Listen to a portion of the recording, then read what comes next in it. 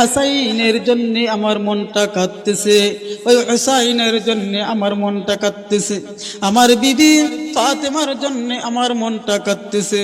ওগো আল্লাহর নবী, আপনি যদি অনুমতি দিতেন তাহলে আমি কিছু দিনের জন্য বাড়িতে চলে যেতাম। আমার আপনার নবী ডাক দিয়ে বলেন, আলী তুমি কি মনে করেছো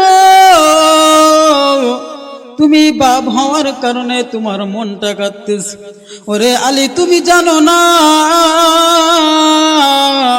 তোমার চাইতেও হাসান হুসাইনের জন্য আমি নবীর মনটা আরো বেশি আমসান আমসান করতেছে। হুজুর সাল্লাল্লাহু আলাইহি সাল্লাম বলে, আলী তুমি যেহেতু কয়েকদিন পরে আসবা, ও আলী বাড়িতে যখন তুমি যাইবা,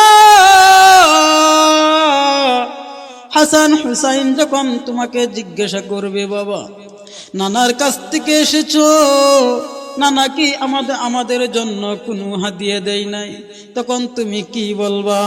ওগো আলী তুমি একটু দাঁড়াও, আমি তাঁবুর ভিতর থেকে আসি। তাঁবুর ভিতরে গিয়ে আমার আপনার নবী আল্লাহর কাছে দোয়া করেন, ওরে দয়ার মালিক,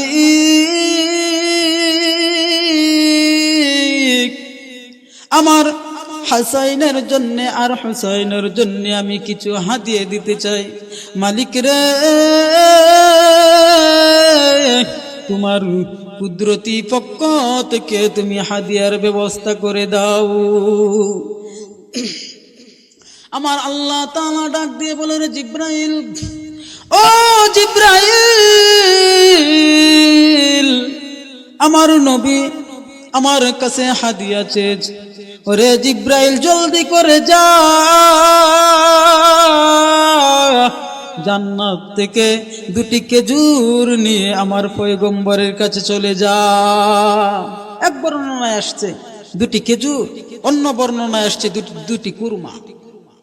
এই 2টি খেজুর অথবা 2টি কুরমা আলীর কাছে দিলেন। আলী বলতেছে, ইয়া রাসূলুল্লাহ, ইয়া হাবিবাল্লাহ, কোনটা কাকে দিব সেটা তো বলে দিলেন না। আমার আপনার নবী বলে, রে আলী, আমার নাম বলে দেওয়া লাগবে না, তুমি তাকিয়ে দেখো কোনটা হুসাইনকে দিবা আর কোনটা হাসানকে দিবা, আমার আল্লাহ তাআলা ওই নাম লিপিবদ্ধ করে দিয়েছেন।